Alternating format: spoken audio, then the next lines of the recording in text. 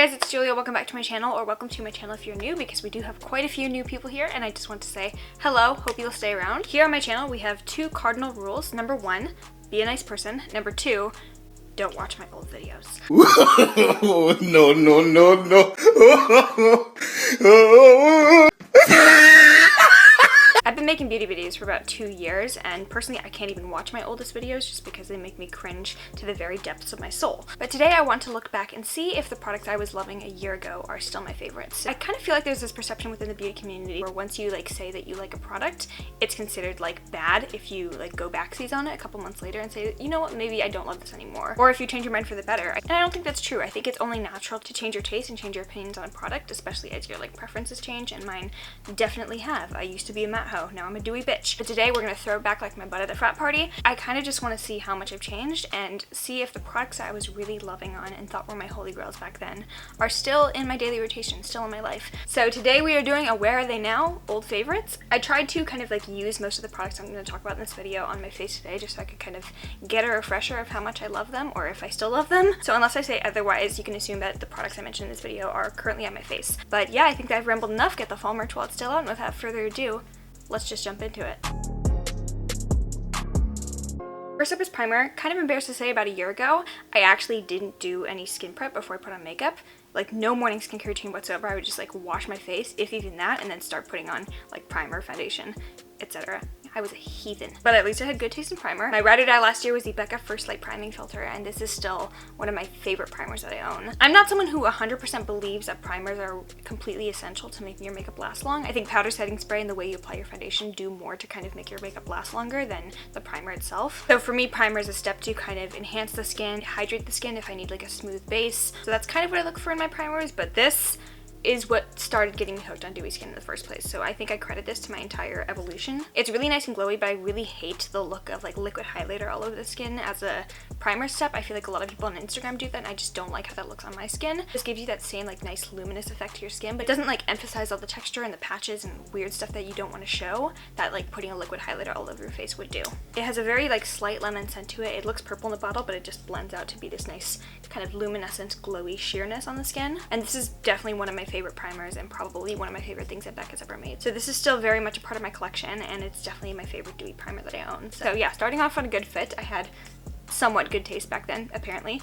Oh wait, maybe not. Foundation. In last year's video, I couldn't decide on one holy grail foundation, so I mentioned 2, and neither of them I still enjoy. So we'll start with the one that I still actually have in my collection, the Hourglass Vanish Stick Foundation. I think around that time last year, I still had a lot of acne, but my skin was definitely more on the normal to even oilier side. And now I'm pretty dry to normal, sensitive, and this does not agree with my skin. I still think it looks nice, and I can get it to a place where it looks good on the skin. This is the foundation I am wearing today. I think this looks beautiful, especially if you have already smooth skin. For me, it's just the parts of my face where I have something I want to conceal. I feel like this does really pick up on it. This is a very pricey foundation though. I think it's $46 for this stick. I've used quite a bit, so I only have this amount left. I will probably just keep this and use it up. But I don't really think I would repurchase it just because it looks nice on my skin. I do have to work to get there, whereas when my skin was a little bit oilier, it just looked beautiful, and I did really love it back then. So this is not my favorite anymore, but I still have it, and I don't hate it. I just think it's meh. However, the other foundation that I mentioned, the Huda Beauty Faux Filter Foundation. Me mentioning that formula to me just kind of proves that I was looking for such a different thing out of my makeup back then. I wanted full coverage, matte. I didn't care if my foundation looked like skin or not. I just wanted it to look flawless, full Instagram beat every day. And now that's pretty much the exact opposite of what I want. I want my skin to look like skin, just better and healthier. And so the Huda Beauty Faux Filter Foundation, that was probably one of the most long-wearing, extremely full coverage foundations. It blocked everything out. It was like a mask. And it did look really beautiful on the face, but also very heavy and very not skin-like. All of Huda's complexion products are very scented. The only thing I can really tolerate from them is the concealer, because I'm not putting that all over my face, but the primer, the foundation, the setting spray, it is an asthma attack in a bottle. It might just be because my skin's more on the sensitive side, but I've heard other people who don't have sensitive skin saying that that foundation also clogged their pores up, but I couldn't wear that foundation more than 2 days in a row without getting breakouts all over my face. So it looked beautiful for special events. It looked like a complete full coverage mask, but that's just like not really what I want anymore, especially out of my skin products. So I did declutter that foundation a while ago. It hasn't been in my collection for a while, and I just don't really think I would ever purchase it again just because it's not good for my skin. I was a little bit shocked by what I selected as my favorite concealer. I really expected it to be like Shape Tape because this was before the era of my beloved Too Faced Born This Way, but I didn't expect it to be concealer that I almost forgot existed until I started planning this video out. So I said that the Kylie Cosmetics Skin Concealer was my favorite concealer they had, and I started planning out this video about 2 months ago. It's been like slated to be filmed ever since then, and I forgot that this existed until 2 months ago. Since I started planning this video, I've started using this again, and I do think it's a really beautiful concealer. I am wearing it on my face today. I think it's a nice full coverage but like lightweight concealer. Kind of reminds me of the NARS Radiant Creamy Concealer, just a little bit in texture, but it's easy to blend. It covers very well. It looks very nice on the skin. Personally for me, I have the shade Ivory, and this is a little bit too dark for me to use under my eyes because I like to have a little bit of a more highlighting shade. So I like using this one all over my face as a spot concealer. I just think it has a very good texture that is suited to kind of blending in with your foundation and not looking like obvious patches of like medium coverage, high coverage, you know? So upon using this one again, even though I did like forget about it for a hot minute, I'm glad that I started using this one again because I do think it's a really good concealer. Is it like a holy grail though? Nah. It falls into like the top 10 at least. It's definitely like not my top choice anymore, and it's not something I reach for on a daily basis. So yeah, that's where this is. I still like it, but it's not like my favorite thing anymore. When it came to the powder step, I was not shocked by what I chose as my favorite, the Laura Mercier Translucent Setting Powder. This I feel like is a lot of people's holy grails. I love having this in my collection because it's one of the products I can always count on to make my makeup stay in place forever and ever. But when I know that I'm like not going to be able to touch up and I need everything to look perfect for a long time, I'll use this one. But on a daily basis, I don't love using a ton of powder anymore just because I feel like it makes my skin look a lot more makeup-y and a lot heavier than I like. So I do still like this powder, but I do have other powders I feel like are a little bit like less heavy duty that I like wearing on a more daily basis. And back then I would powder down my entire face. Now I usually just do my under eyes, maybe my forehead and my nose if I want to keep everything set down, but I really don't do like the full powder thing anymore. Alright, for contour, I really used to ride hard for the Anastasia Beverly Hills Contour Cream Kit.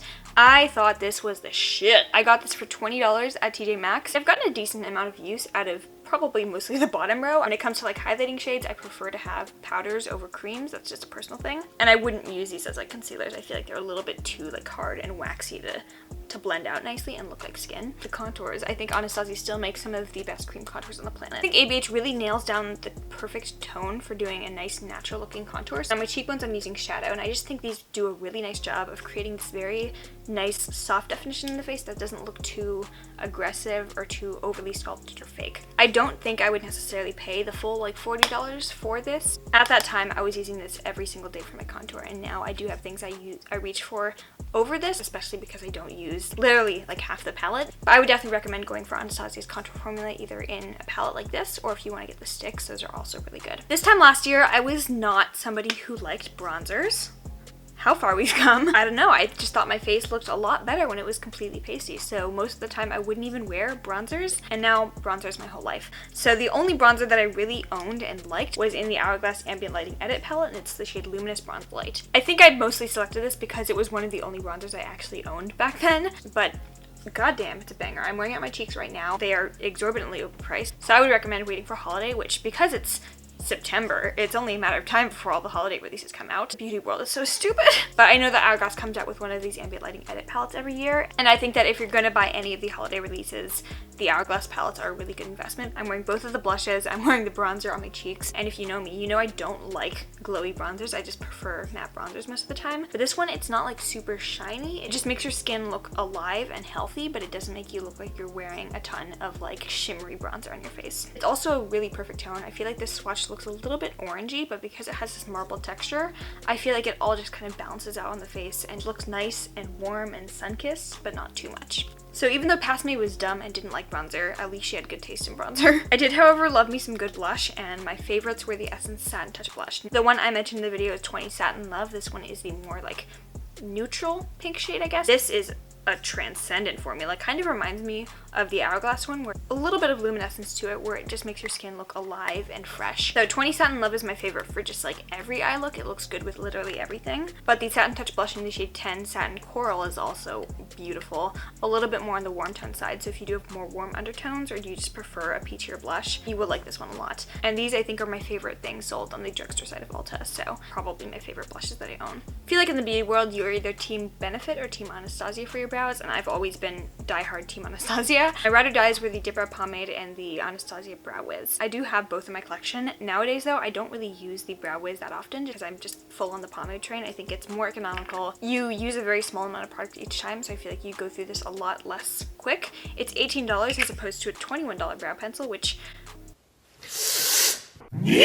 I don't even want to get into how overpriced I think brow pencils are. For me, if I use a brow pencil every day, I find myself going through a brow pencil maybe like once a month, and I just can't justify paying $21 a month to get a brow pencil. So personally for me, I don't buy brow pencils anymore, even though I think the Anastasia Spoolie is literally the best spoolie to ever be created. I pretty much just use Dip Brow every day, and I don't repurchase this one. Moving on to eyes, every single eye look I did would be primed with the Urban Decay Primer Potion in the shade Fix. This was my Holy Grail eyelid primer for probably like a year and a half. I still have this one and I still do love this one. I don't use it for my colorful eye looks anymore. I prefer like more of the heavy duty, thicker primers that are really gonna like grip colorful shades down and help them look more popping on the eyes. But on those days where I'm doing a more like neutral or natural look, I guess, I prefer using this type of primer because I feel like this one is sheer enough where it doesn't look like thick concealer on my eyelids. It just like kind of evens everything out. It does a good job of gripping everything down, but it doesn't look too heavy. But it's not like my eye base that I go for when I'm gonna do a nice colorful eye look. Once again, like the foundation category, I couldn't pick one Holy Grail eyeshadow palette, so I picked 3 because I'm indecisive.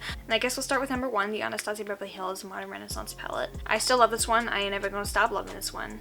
Bitch. I don't foresee a future where I don't like this palette anymore. It can do very, very soft, natural, minimal eye looks if you need it to, and it can do very beautiful, blown out, pink, colorful looks as well if you want to. It is incredibly versatile. It's the only palette in my collection that I have that has hit pan on something. And in my mind, I think this just really signaled a shift in the beauty community and eyeshadow in general, and it's one of the best palettes ever created. So this is still definitely one of my favorite things. I also called out the Jaclyn Hill Morphe palette as my favorite. I'm not super keen on Jaclyn or Morphe right now, and regardless of that, I think this is still a really, really good palette, and every time I use it, I'm reminded like this is a good piece of makeup.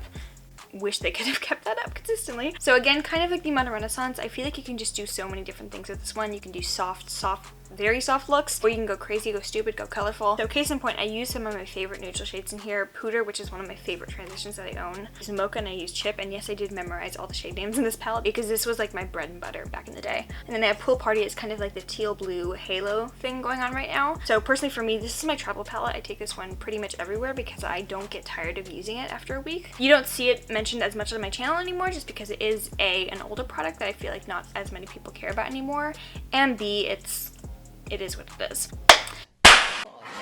And then the third palette that I mentioned, I don't have anymore. It was the Pat McGrath Mothership 2 palette. I decluttered this one fairly recently if you haven't seen my recent eyeshadow palette declutter. I didn't get rid of the Pat McGrath palette because I don't like Pat McGrath or I didn't like the palette itself. I loved that palette so much. I love those like foiled metallic shades in there, and some people in the comments like actually got mad at me for getting rid of it. They were like, I can't believe you got rid of the Pat McGrath palette and you kept the Jaclyn Hill palette.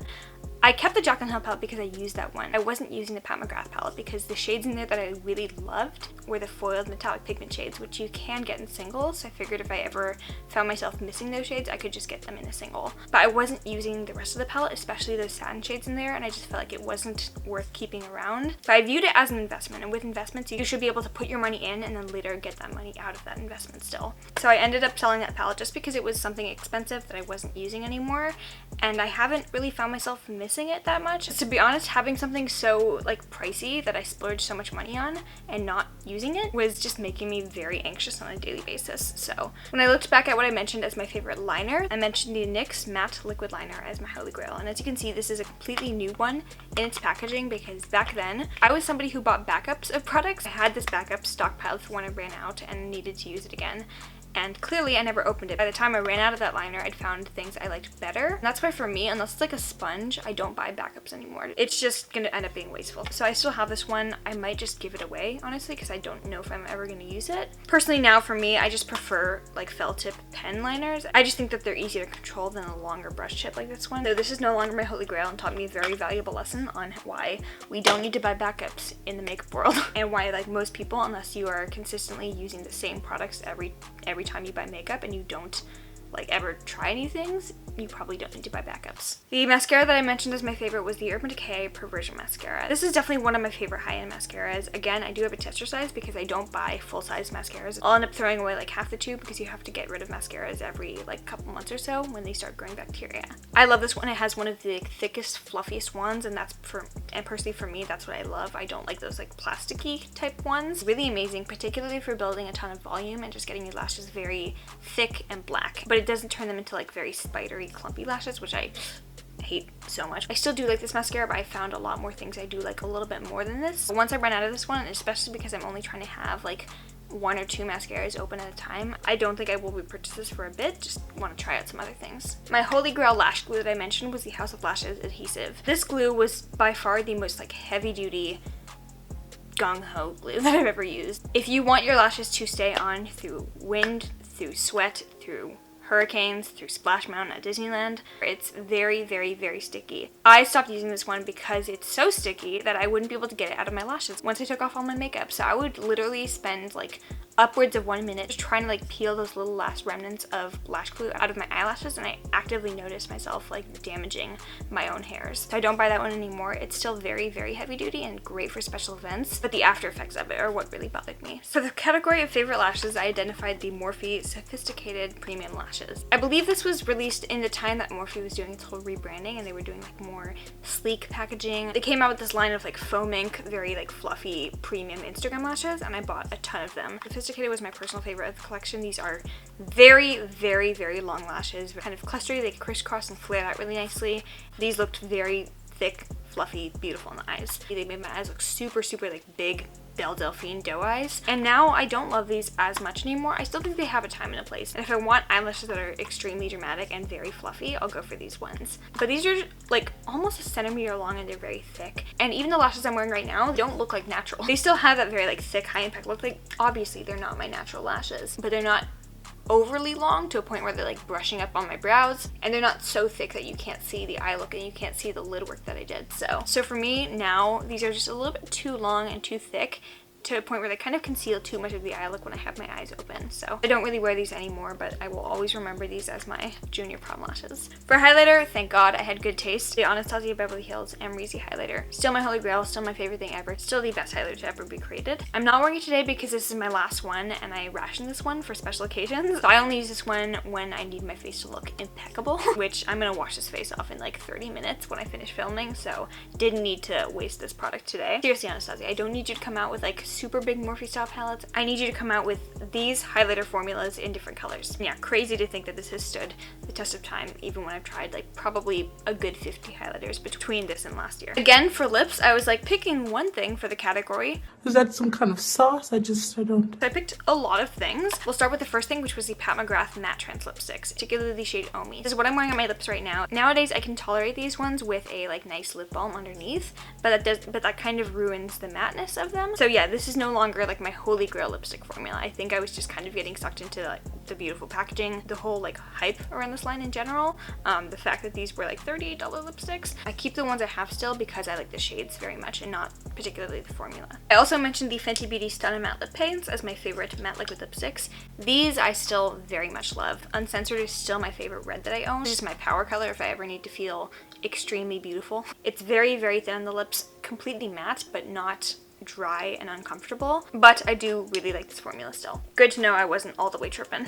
My favorite nude back then is still my favorite nude, the ColourPop and I Love Sadahi Ultra Satin Lip in the shade 951. I think it is just a really beautiful neutral tone nude. Not too brown, not too pink, not too like beige, not too peachy. It's just perfect. Also, the Ultra Satin formula is just so good. Nice and lightweight on the lips, but it's not completely matte, so it just feels so comfortable. I could wear these for hours. I said that my favorite gloss was the KKW Beauty Ultralight Beam Rose Gold Gloss. Interesting.